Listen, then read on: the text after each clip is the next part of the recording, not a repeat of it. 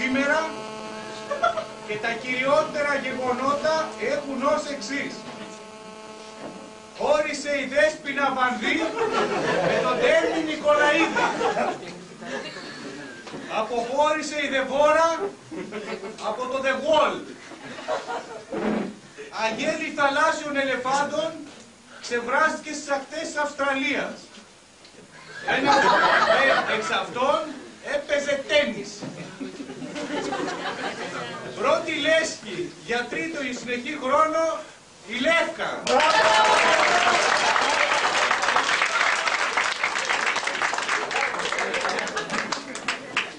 Ας δούμε όμως τα γεγονότα αναλυτικά.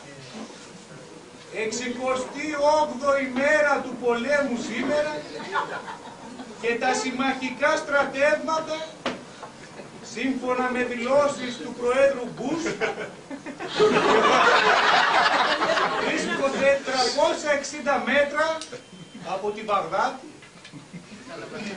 Στο μεταξύ, χθες το βράδυ, η πρωτεύουσα του Ιράκ σφυροκοπήθηκε ανηλαιώς από τους πυράβλους των Αμερικανοβρετανικών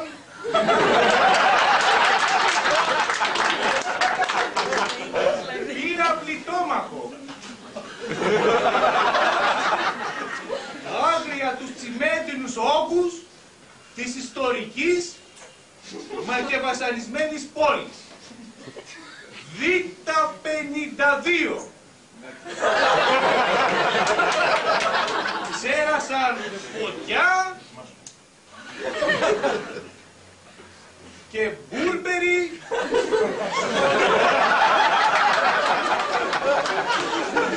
στα στολματικό στον άτυπο λαό του Ιράκ. Πύρινες φλόγες έβαψαν για άλλη μια φορά τον ουρανό της ερήμου. Μαύροι καπνοί πρόβαλαν παντού σαν καπόγους στα μανιτάκια. Ο τρόμος στο πρόσωπο της μικρής Ιρακινής καθρεπτίζει τη σκληρότητα αυτού του κόσμου. Δυο σκυλιά λιχνάνε στον πάτο των ερειπίων. Ένα τρένο ας περάσουμε όμως.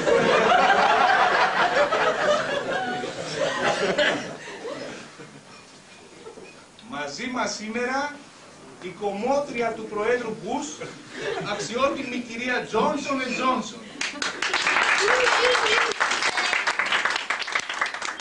Ο δημοσιογράφος της έγκριτης και έγκυρης εφημερίδας Κουσκούς, Γεώργιος Παπαράτσης. Τόλης. Συγγνώμη κύριε Τόλη. Ο γνωστός στοχαστής και ποιητής Ιουστίνος Φαρμακόπουλος.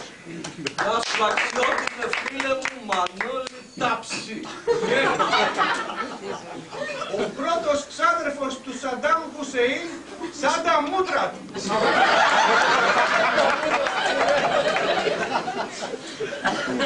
Ξεκινώντας, θα απευθύνω το λόγο στην κυρία Johnson & Johnson και θα ήθελα να ρωτήσω πώς νιώσατε όταν σας κάλεσε ο πρόεδρος να τον χτενίσετε. Oh, I was thrilled. It was such an honor. You can't imagine. The money was fabulous. Ένιωσα ντροπή, αποτροπιασμό και με πλήρωσε και 5 δεκάρες. Τα βάφει τα μαλλιά του ο κύριος πρόεδρος. What sort of a question is that, my God? Ναι, τα βάφει και προτιμάει το μελιτζάνι. Έχει πιτηρίδα! I'm sorry, I can't answer that question. Θα ήθελα επίσης να ρωτήσω, έχει ο πρόεδρος ατροφική αλοπαικίαση, κοινώς εξώρα? What is that? Anyway, I don't know. I've never heard of it. Ναι, είναι κληρονομικό. Μήπως φοράει περούκα? What would I be doing there? Όσο φοράω κι εγώ. Συγγνώμη, έχω άλλη μια ερώτηση να κάνω. Έχετε κουρέψει κι άλλους προέδρους πριν από επίθεση? No, he was the first. Έχουμε πολλούς. Το κούνεμα αυτό πάνω στο ξέρω καλά, νομίζει κάτι από τίποτα σαν πάνω. Σας παρακαλώ, ξεφεύγουμε από το θέμα. Θα Θα ήθελα να ρωτήσω τον κύριο Σάντα Μούτρα ποιες είναι οι αντιδράσεις του Ιρακινού λαού μετά τους βομβαρδισμούς. Τι να σας πω κύριε Ταψί, εδώ πέφτουν το μπόμπες στην Μπαγδάτη.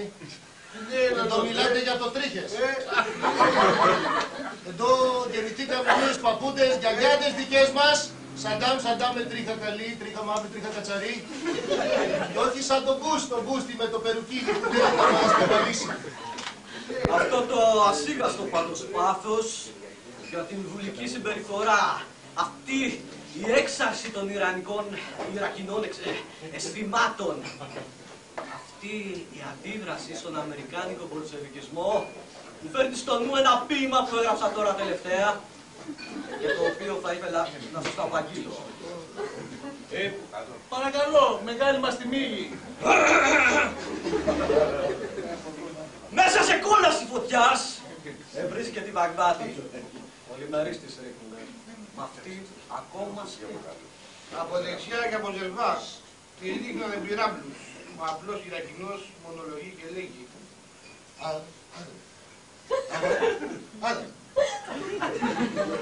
Κάνει μάνα το παιδί και το παιδί τη μάνα. Βαρύς ο αχώσιν του εχθρού.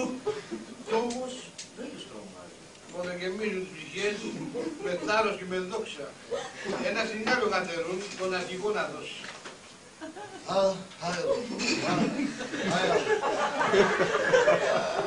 Σαν τα παιδιά ξεχύνονται με όπλα τους στα χέρια. Αυτό το κόμμα που πατούν, δύναμη τους γεμίζει. Ψηλά σηκώνουν τον εχθρό, μακριά τον επετάνε. Και μέσα στους αναγμούς κάποιος σοφός ψελίζει.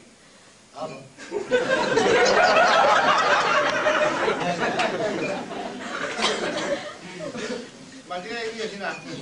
Εδώ χώρες η δέσποινα από τον Τέμι. Αυτά ασχολούμαστε τώρα.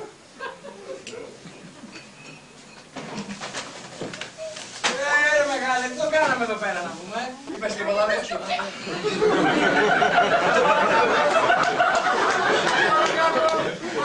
Σας παρακαλώ κύριοι, δεν είναι αυτό το θέμα μας. Και ρωτώ τον κύριο Σάντα Μούτρα ποια είναι η κατάσταση στο Ιράκ μετά τους βομβαρδισμούς. Ποια να είναι η κατάσταση κύριε Ταψής, εδώ όλα έχουν καταστραφεί.